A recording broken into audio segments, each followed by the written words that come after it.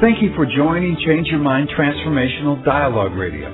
Your host, Dr. Craig Weiner, brings you cutting-edge experts and paradigm shifters in fields as diverse as body-mind healing, neuroscience, and consciousness explorations. Join us on this voyage to explore new worlds in science and transformational pathways.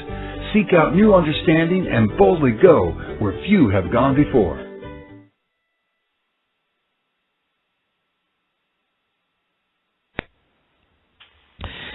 Welcome, everybody, to Change Your Mind Transformational Dialogue Radio. This is your host, Dr. Craig Weiner. And even though you may be tired of hearing that, again, I have the rare honor and privilege of introducing an amazing guest, Dr. Gabor Mate. For those of you that have Dr. Mate's book sitting on your bookshelf or next to your bed and have every line highlighted, I'm with you there. And for those of you that don't yet know of him and his work, it's really my honor to share it with you. So a little bio on who he is. He's a regional neighbor up in Vancouver, Washington, a little bit north of Seattle. Gabor Mate was born in 1944 in Budapest, Hungary. Moved to Canada, grew up in Canada, was a history teacher in North Vancouver, and heard his calling and went back to school and became a physician. As a physician, he, for 7 years, served as the medical coordinator of palliative care at Vancouver Hospital, where he took care of the terminally ill. He worked for 12 years in a tough East Side neighborhood, working with patients that had hardcore drug addictions, mental illness, and HIV. So he really walked his talk in those difficult circumstances and learned a lot. He ran a private practice for 2 decades. He served as medical coordinator for the palliative care unit at Vancouver Hospital, where he took care of the terminally ill as well. And he has now been an author of several books that have really been very poignant. He was a columnist for the Vancouver Sun and Globe and Mail, and his books, the one most poignant for me is When the Body Says No, Understanding the Stress-Disease Connection, as well as his most current book, which is in the realm of Hungry Ghosts on addiction, and which has been nominated for many awards. But without any further ado, I'd like to introduce Dr. Mate and just say welcome to the show. Thank you. It's a pleasure. Go ahead. So I'm very familiar with your work in mind-body medicine, especially in the world of EFT and energy psychology, because the mind-body connection, both as an instructor and as a chiropractor, has always been so important for me in anybody's healing. And for you, it seems to be at the core of everything you say, do, live. And I'm just curious, how did that get so firmly established for you? Well, interestingly enough, I'm not familiar with EFT or with energy medicine. I'm familiar with them, but I've never practiced them or studied them or even have been exposed to them, except theoretically. I'm an Orthodox trained medical physician. I worked in palliative care for 7 years, as you mentioned, looking after terminally ill, and decades in family practice in addiction medicine. And it's a matter of noticing what they don't teach you in medical school. In other words, the Western medicine in which I'm trained separates the mind from the body and separates the individual from the environment. And it's impossible to keep your eyes open as a physician and not notice that those separations are invalid. That in fact people's emotional lives are very much influential in shaping their physical health, that our emotions are inseparable from our biology, and our emotions are inseparable from our earliest formative experiences, so that who dies and who doesn't, and when they die, and what kind of illnesses do people succumb to, or whether they're still healthy or not, has a whole lot to do with what happened to them early in life, the kind of emotional patterns that people developed as a result of those early experiences, and then the kind of stresses that they've consciously, or in most cases unconsciously, generated in their lives. And those connections are impossible to escape once you open your eyes. And for me, that opening of the eyes is a gradual process based on my experience as a physician, but based also on having to deal with my own stuff that I never even knew I had. Right. Having also been a chiropractor for 23 years now, I've seen the same thing. I've lived that. I've noticed it in myself. But I think that we're at a time where it's still, tell me if I'm wrong, that it's still a minority of physicians and professionals, health professionals, that have made that strong a connection between the emotional suffering and trauma and circumstances as a child that we've often lived through into direct physical manifestations later in life. So can you speak a little bit about that? Well, sure. And one of the phrases that I'd like to have completely expunged from the medical lexicon is evidence-based practice. Because we keep talking about evidence-based practice, but in fact, we don't follow the evidence. Because the evidence scientifically is that mind and body can't be separated. Right. The evidence is that the biology of people, excuse me 1 second here.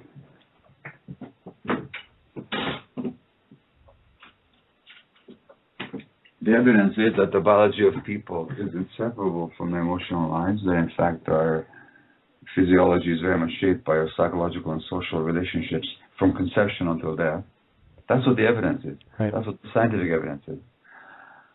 And yet, as you suggest, when it comes to clinical practice, this is poorly understood and even more poorly applied. And most medical schools don't even teach these concepts, even though scientifically they're not even controversial.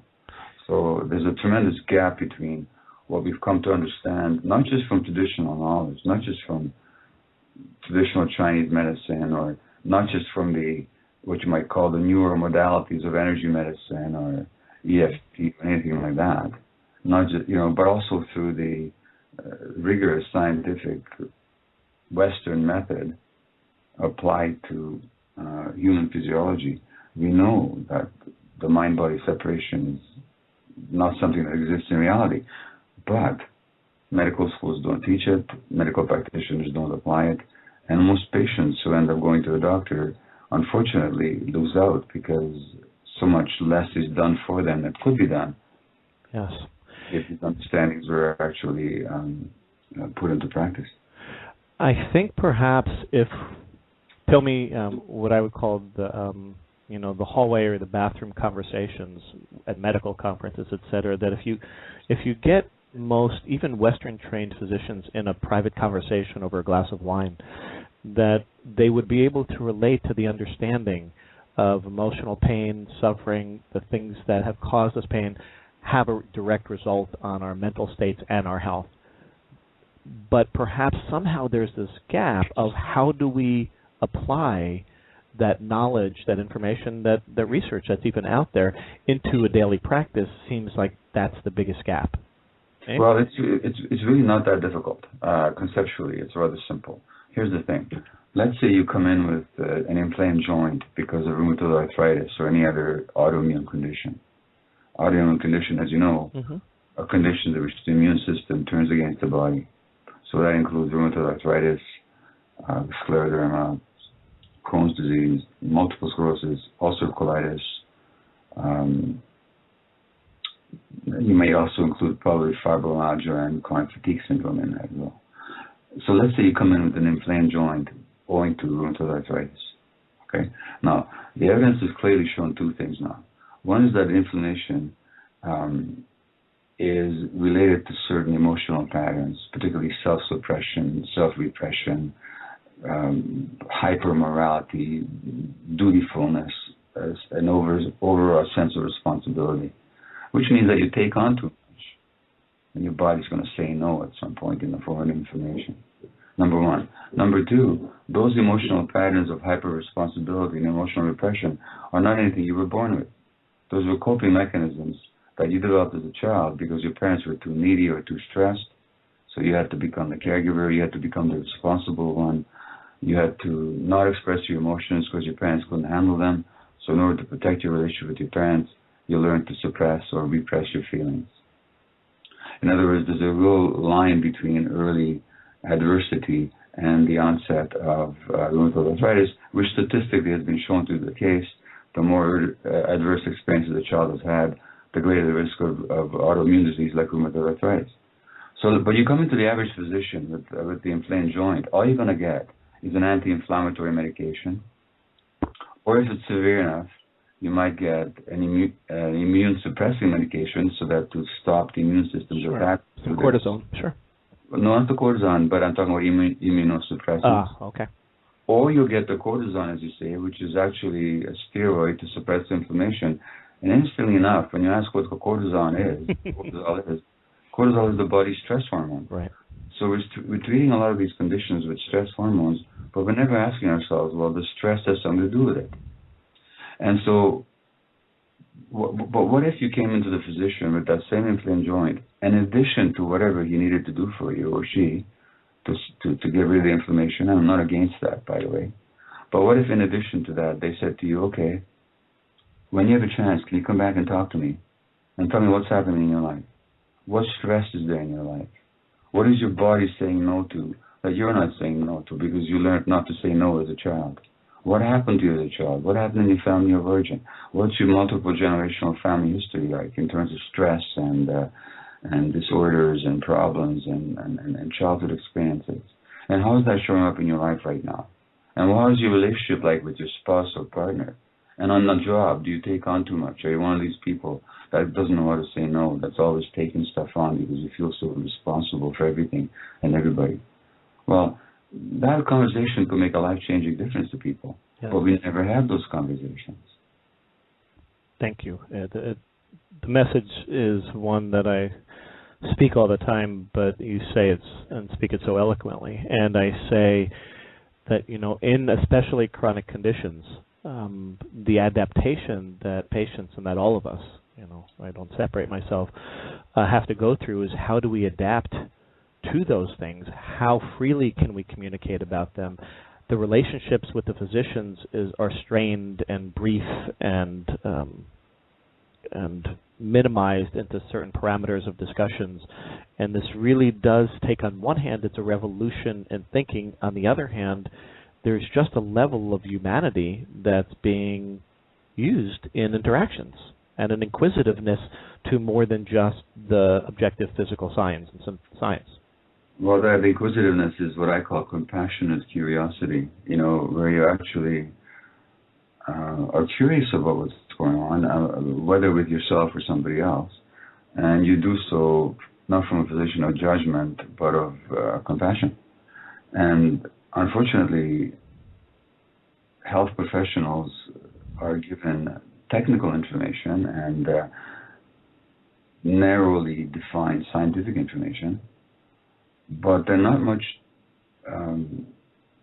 given an opportunity to explore themselves or to gain some compassion for themselves, for that matter, let alone compassion for their clients. And what that compassion would look like in practice. Those are just not areas that most medical people encounter in their training. Yeah. I think one of the fields that hopefully may shed some light, I was at a lecture recently at the UW here on the epigenetic role of stress, maternal and paternal stress on the offspring. Right. And so there's at least a scientific listening and exploration for those that don't know what I just said, that basically is looking at how does the environment, how does stress and other factors affect the genetic expression of the blueprints of our genes. Yeah. Listen, when I wrote my book, When the Body Says No, the book you referred to, I didn't even know about epigenetics. I don't think. It's a new science, but it's not controversial. And this is what I mean by that frustrating gap between evidence and practice, because we now know from the epigenetic studies, the study of how the genes are turned on and off by the environment, we now know that stresses on the parents actually have an impact on the genetic functioning of children, and that the emotional, psychological atmosphere in a home shapes the architecture of the brain of the child. Yeah. We know these things now, and some of that work was actually done in Seattle and elsewhere. So again, we're talking about that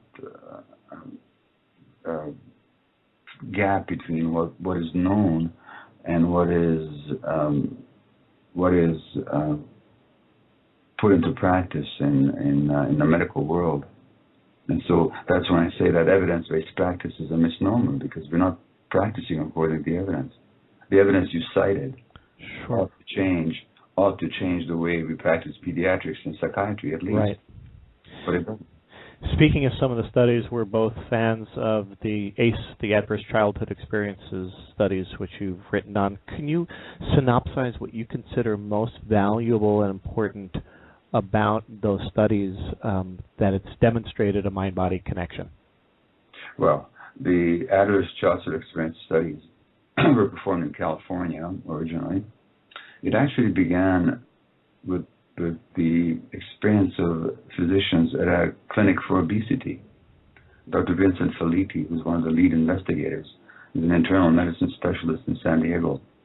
And he was working at an obesity clinic, and they found that they could help people lose weight through a rigorous program of psychological support and dietary recommendations, but they couldn't help people keep off the weight. And Vincent finally asked one of his clients, "Oh, what's going on here?" And the client said, "Don't you realize we're eating to suppress our pain?" And it all goes back to childhood trauma. And that conversation then led to these studies. And they showed that the more adverse experiences a child has had, and by that I mean, or I should say by that they mean, physical, sexual, emotional abuse, the loss of a parent through a parent dying, or a rancorous divorce, or violence in a family, or a parent being jailed, mental illness in a family, a parent being addicted. For each of these adverse childhood experiences, the risk of addiction goes up exponentially, the risk of cancer goes up, the risk of mental illness goes up, the risk of autoimmune disease goes up. Now, what those studies don't show is why those risks increase. They just show statistically that there's a significant correlationship. So that when it came to my work with drug addicts, of course, every single one of them had been traumatized severely as children. Every single one had been traumatized. Now, they don't show the why or the how, but they show the relationship. The why or the how has to do with what I've already mentioned and what you've mentioned about how brain development is affected by the early environment, and the architecture of the brain is shaped by the psychological and emotional interactions with the parents. Number one. And number two, how the child's biological functioning itself, including genetic functioning, is affected by early stress. Can you make a distinction between stress as it's perceived as a psychological tension, stress as we've seen it in a broader disease-related perspective and trauma? Can you do a nice job, and when the body says no, but just for the listeners, make some distinctions about that. So when people often hear trauma, they think not me, right? Because they weren't necessarily one of those categories. But if you could speak to that a little bit. Well, sure. Stress, when people usually think of it, is just some difficult or challenging or perhaps distressing psychological event. But that's not what stress is in medical terms. Now, stress in medical terms has a very specific meaning. It means a disturbance or perturbation of the body's biological status in response to a threat from the environment. So very specifically, if you and I were physically in the same space right now, but even if we weren't, if all of a sudden I became abusive to you or threatening to you, you'd be stressed. And by stress, I don't just mean a set of emotional reactions, I mean your body would change.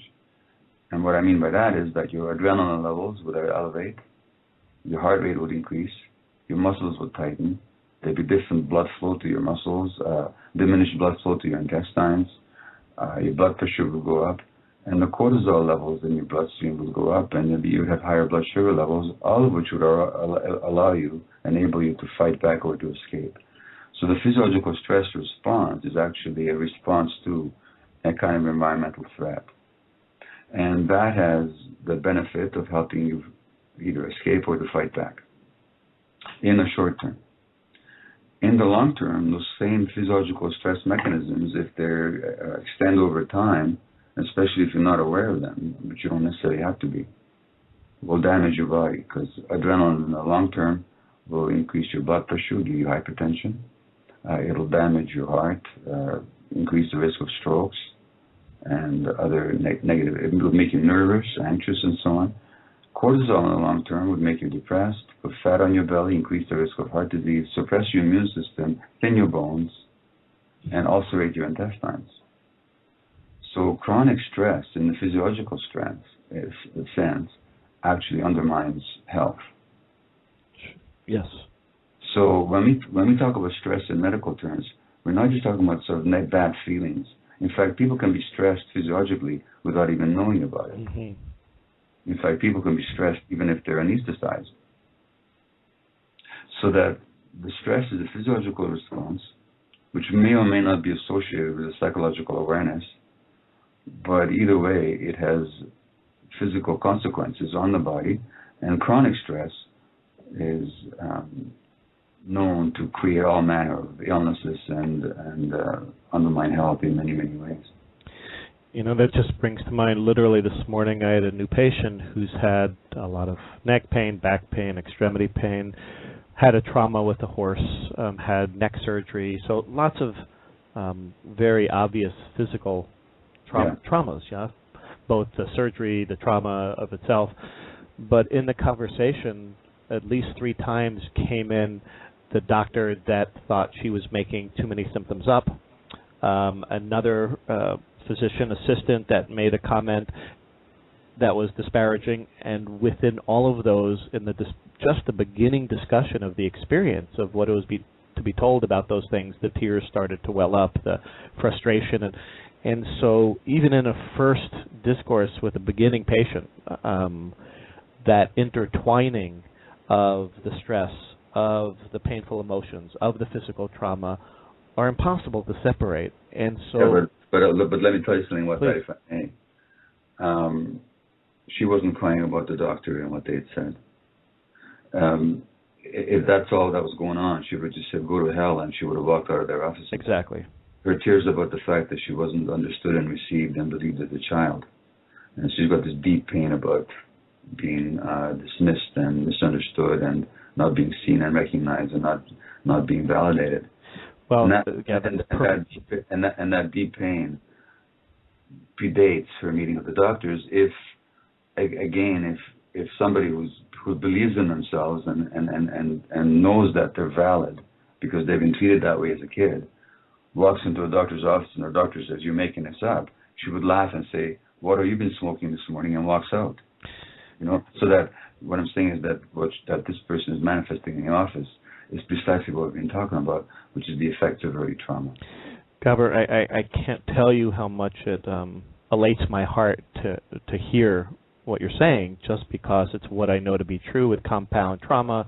When we see soldiers coming back with PTSD, when we see people that are in the states that they're in, thinking that maybe it was just what happened and not realizing that daisy chain of connections to traumas that began when their nervous systems were developing, and all of that is unconscious, that it's that chain is such a critical one that we have to look back in time to when these original traumas, these original stresses began in our bodies, which then starts to beg the question of how do we begin to change? How do we begin to heal those things that happened so long ago?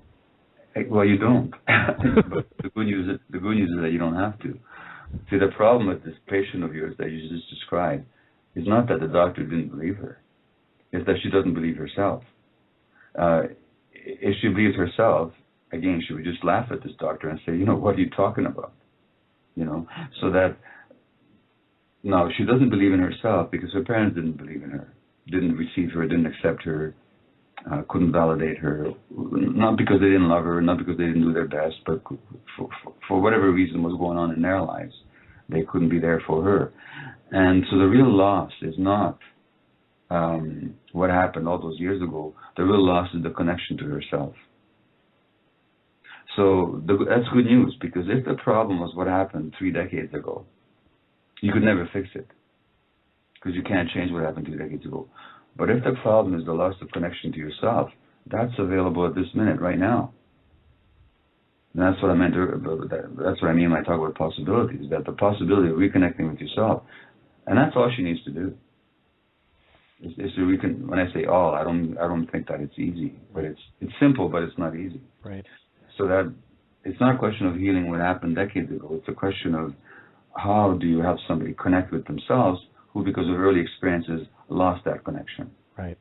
But that's good news, because again, as long as I'm here, the connection with myself is potentially here as well. Yes.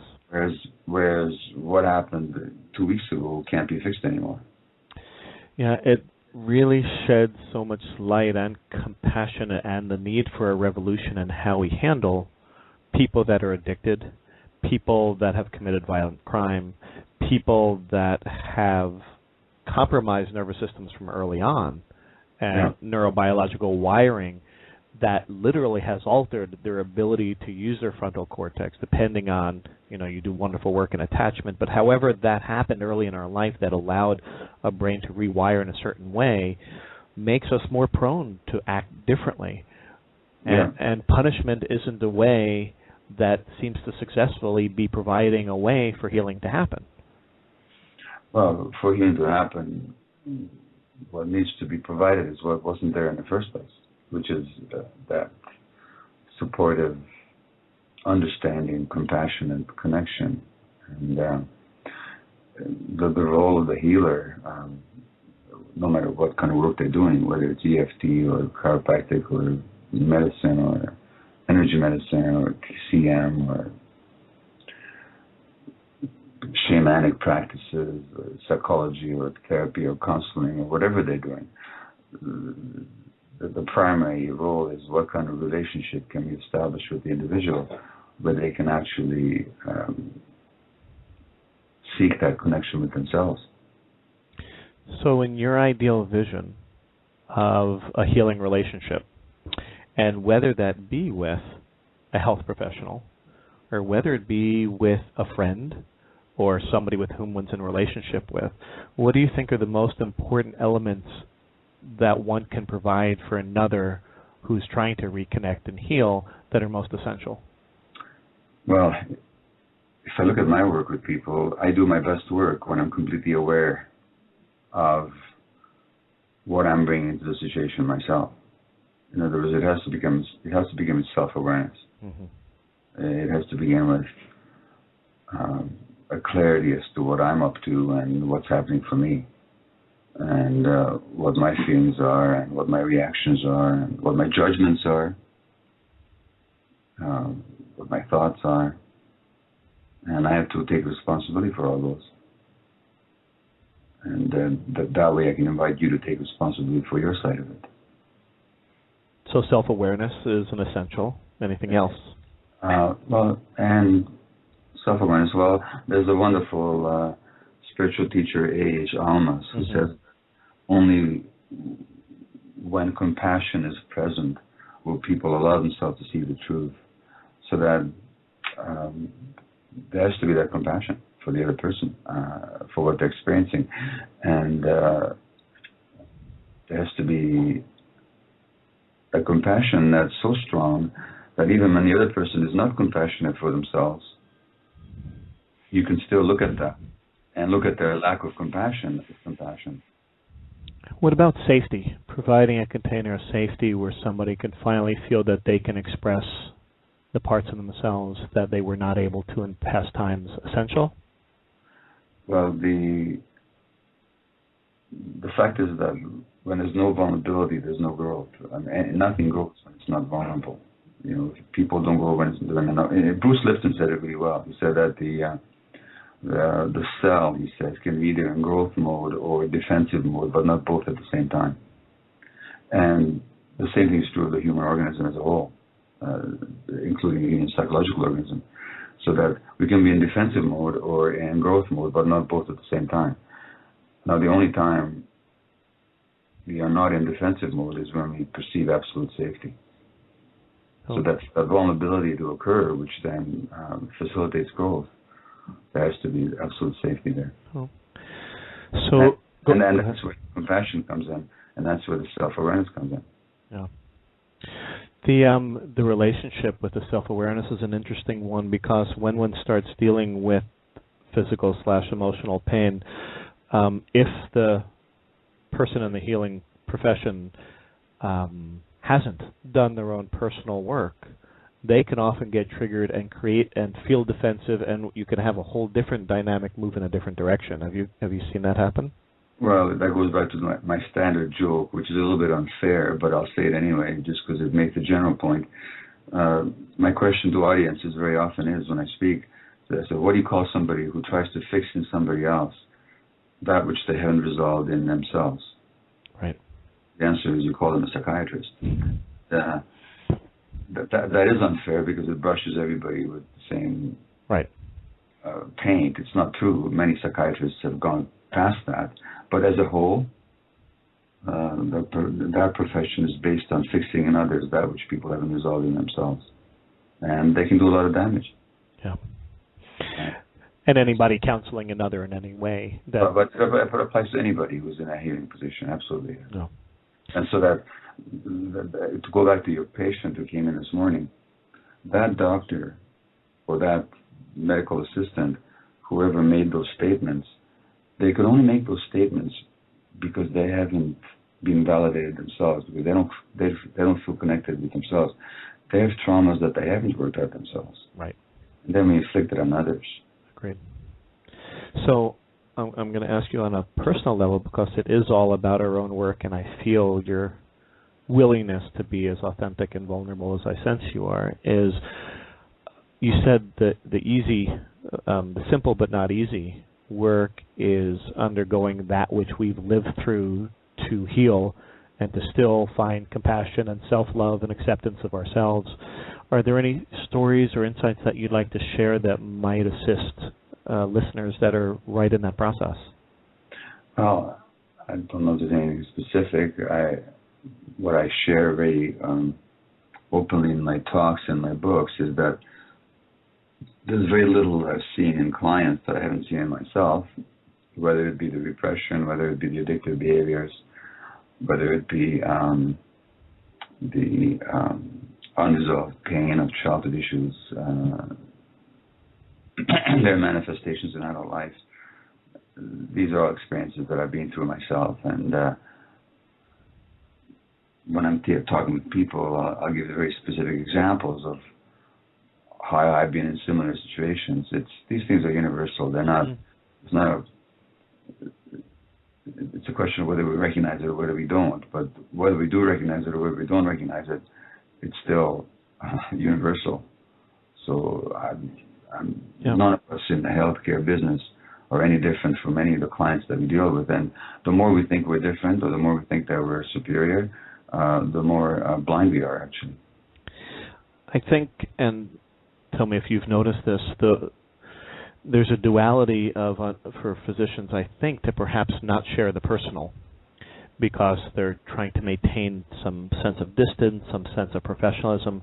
But in the sharing and in the vulnerability, it transforms the moment for a client, as long as it's meant to do that, and it's not just a physician or whatever talking about themselves for the sake of being heard, but truly with an intent meant to create space to heal, that those transformative moments of human-to-human seeing and knowing and feeling can often change the course of a person's healing.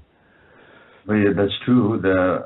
However, there is up to a point a valid reason why people are reluctant to share. Mm-hmm. In other words, I think there's valid and invalid reasons whether not to share. Now, the valid reason not to share is that, and I've seen this as well, is that sometimes there's a role reversal. Just as this can be a role reversal between parent and child. And whenever there's a role reversal between parent and child, the child suffers. So when the child has to take responsibility for the emotional pain of the parent, right, that child will pay for it in the long term. Now, same thing can happen between the client and the professional. Sometimes professionals start sharing about themselves, not in order to help the client, but in order to discharge some painful emotion of their own. Exactly, yeah. And that's the kind of sharing that should not happen. Right. The client is never there to make you feel better or to understand you. No. However, there's a valid reason to share, which is to indicate to the client that you totally understand their experience. In fact, you've had the same experience yourself. And you're not doing that because you're seeking sympathy or support or understanding from them. You're doing it because you want them to know that there's no gap between you and them, that there's no difference. So that's a valid reason to share. Okay. But again, it comes to self-awareness. We have to be aware of who we are and where we're coming from. For those people that that have been living a long time working with their health issues, their emotional issues, and because of circumstances and way they understand the way that they've come to perceive themselves, what are ways that you find effective for reflecting back to them something that inspires their next step, whether it's their next step for an intervention, a next step for self-awareness, a next step for exploration? How do you find you most effectively, whether it's working with addicts, whether it's working with somebody in chronic pain or dying in cancer, how do you serve as a reflection that inspires them to their next, what you perceive may be the next step that's needed? Well, I'm trying to grasp the fullness of your question. And I'm going to ask you to ask it again. Sure. So let's say I'm not sure I've got it. Okay. So let's say we're with somebody that is seeking care, seeking to relieve themselves from suffering in whatever way, whether it be an addiction or pain, and is struggling with what to do next. Simply offering a suggestion is one way. Okay, I got it. Okay. It's never a question of what to do next. In fact, it's never a question of what to do. It's a question of what is there. So in my work with people, I don't take them to what to do next. My goal is always to help them see exactly where they're at. Good. Clearly. And there's an American psychiatrist, Hungarian-born like me, he said that, Thomas Hora, he said, when you get the what, then you know the how. In other words, when you see the full picture, then what to do, where to go, becomes very apparent, very obvious. It just suggests itself. So I don't sit there trying to figure out with people what to do next.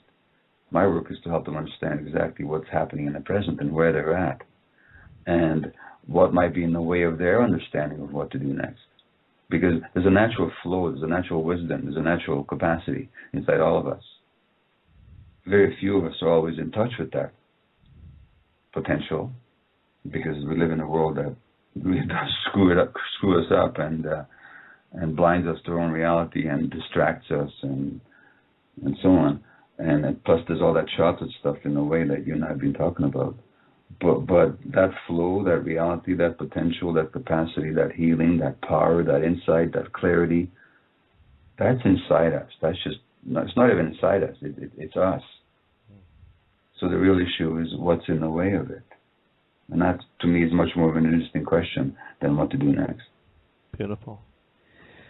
I'd like to explore just a little bit of, for lack of a better word, the system. I'm speaking to you from a different system in the United States than the medical system you have in Canada.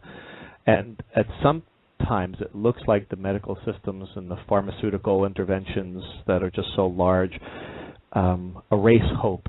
And yet, even in the last 2 weeks, there seems to be this revolution with the emerging coming out of the DSM-5 and this wave of resistance within health and mental health saying, you know what, there is more of a mind-body connection. We can't just name a diagnosis and give a pharmaceutical as something to heal. Can you speak to kind of the bigger cultural paradigms and from your perspective what you see that's hopeful and what there is that we need to put attention on to change? Well, not just the medical system, but I would say that the whole socioeconomic system is in crisis right now. Right.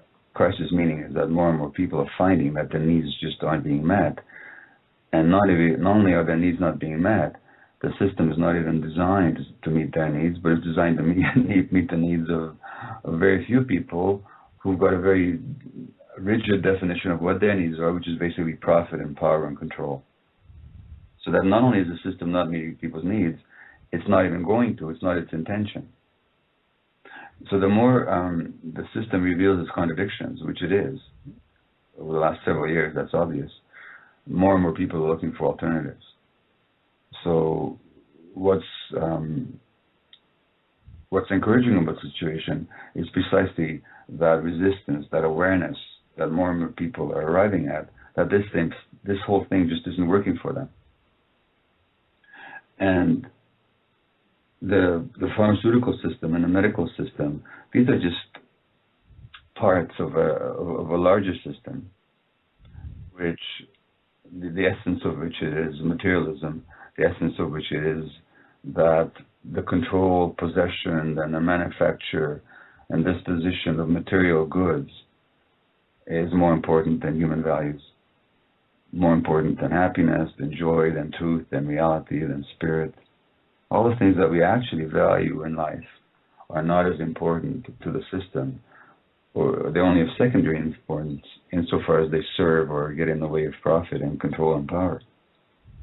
That's the system we live in. And the ideology of that system will then reflect itself in every subset within that system, including the academic world, including the medical world, including the pharmaceutical world, and so on. And so that the possibility of transformation occurs when people recognize that this is not what they need. This is not what's going to lead to human values being respected and met, and human needs being served. Do you see it as a need for a return to a family, an individual family and cultural values that, for example, reflect more indigenous cultures, that reflect a time in the past in which we can somehow still use technologies and use things that we've learned, but we return to an essential value of how we are with our children, with our parents, with our grandparents, how we exist in smaller ways culturally? Somewhere there's a return to some of those values that needs to emerge. There was a study out of Notre Dame University a couple of years ago. They looked at optimal parenting environment, which they found to be the hunter-gatherer tribe, because the hunter-gatherer tribe provided kids with multiple and multi-generational adult attachment relationships, because the children grew up around adults, not in isolation from adults. They saw their parents and their relatives and their uncles and their cousins all day, and because physically they were picked up when they cried, and all these things that are natural to people in a natural state, but become denatured in industrialized, particularly capitalist society. And so that although we can't go back to the hunter-gatherer situation, I mean, that's just a historical artifact at this point, we can certainly appreciate what worked about them and can recreate those conditions as best we can under present circumstances. So one of my books, Hold On to Your Kids, is actually about the importance of adult attachments for healthy child development, and how we, under today's conditions, have to recreate those. And that means that as parents, we have to spend time with our kids. The gadgets have to be de-emphasized. The peer group has to be de-emphasized.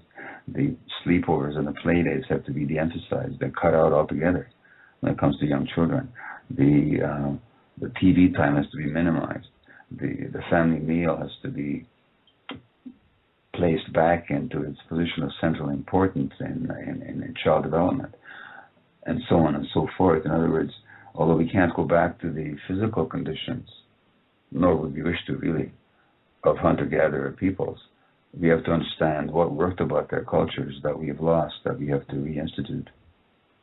That's a big part of the body of your work, as I've watched you videos and work that you've done, is in the realm of parenting and how you create really healthy minds that become adults that change, that rule the world. That, you know. So can you just tell me a little bit about when you talk to parents? Many of the things you just mentioned right now, but what about parents that are dealing with perhaps teens that are starting to wake up to these ideas now, but perhaps made mistakes or could have done better earlier? How do you assist them in starting to turn their ways and assist with a greater development, maybe as the kids are later in their early adulthood, later adolescence? Well, you know, as a parent, I've had to do that. I mean, because not only have I written 4 books, I can also honestly say that I've made every mistake in the books, so including especially in my own books. And so much of what I teach now is based on lessons that I've had to learn rather bitterly, and at the expense of the development of my own children. Now, the work that primarily had to be done before I could help my adult kids or adolescent kids is on ourselves. And when I say ourselves, my wife and I, so that don't go to work on your kids until you've done the work for yourself. So that where you're coming from as a parent and who you are is much more important than what you do with your kids. Because they experience not what we do so much as who we are while we're doing it. Yeah. So the most important work is on our own growth and development and liberation from those childhood patterns. And then, there's a really neat poem by Philip Larkin. Do you know that Larkin poem about parenting? I'm not sure that I do. Well, you want to hear it? I would love to. Thank you. It was like this. They fuck you up, your mom and dad. They may not mean to, but they do. They fill you with the faults they had and add some extra just for you. But they were fucked up in their turn by fools in old-style hats and coats who half the time were soppy stern and half at one another's throats. Man hands on misery to man. It deepens like a coastal shelf. Get out as early as you can and don't have any kids yourself, So what I'm saying is have a sense of humor about it. Just have a sense of humor about it. Of course you screwed up your kids. Everybody does in our society. Right. So let's not be too heavy about it.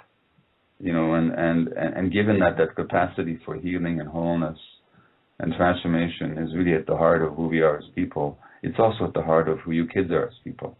So you don't have to have a sense of tragedy and debilitating guilt, although that's difficult to escape it as a parent. But you can let go of it. Just, have some sense of humor about it. You see the possibility of your own children. And usually when I look at other people's kids, it's very interesting. When people have looked at my children, they see nothing but great kids with all kinds of possibilities. And I look at those same kids and see nothing but doom and gloom and all the mistakes that I made. Mm-hmm. And I find the same thing when I look at other people's kids. I see potentially wonderful people with great qualities, and the parents can only see what doesn't work. So we have to get out of that headspace with our kids. I totally relate and understand with two teenagers myself, Yeah. and it seems as if two different people are being spoken about, and it takes that training to not have that focus on which is not working, and that same training as a parent is towards oneself as well. Well, you know what? The two go together, because I find with my own kids that the more my own development unfolds, the more I feel closer to myself, the more healing occurs in my life, the less dire is my attitude towards my kids. Right. And the more I can give them the space right. to be themselves and not look at them with eyes of anxiety and guilt and criticism or judgment. And I do support my kids in their transformational work for themselves. And it's work they're going to have to do themselves. That connection that they lost with themselves as a result of who I was as a parent, I can't give it to them. They're going to have to find that connection. I can support them in that. Right. But I can also get out of the way of it by not inflicting my anxiety and my guilt on them all the time. Beautifully said. You bring much hope. You bring, although that word will kind of avoid, but what I would say is what I hear is I trust you out in the field, lecturing, teaching, writing, having those ripple effects, not just upon individuals, but upon people in position, speaking at universities, speaking at medical clinics and conferences, that there's just a power that you speak with, there's a beauty and an authenticity that when my great joy is, I guess we're coming to an end, my great joy is seeing you carry your work forward for many decades to come, and I'm just very grateful for it. Well, thank you. I appreciate that, and I certainly appreciate the opportunity to speak with you. Oh, me too. I look forward to our future upcomings. If people wish to find out more about your upcoming events, classes, what's the best way to keep in touch with you?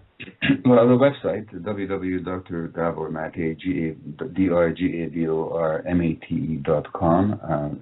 It has all the information about my speaking engagements, chapters of my books, articles I've written, lots of YouTube lectures people can watch and share with one another.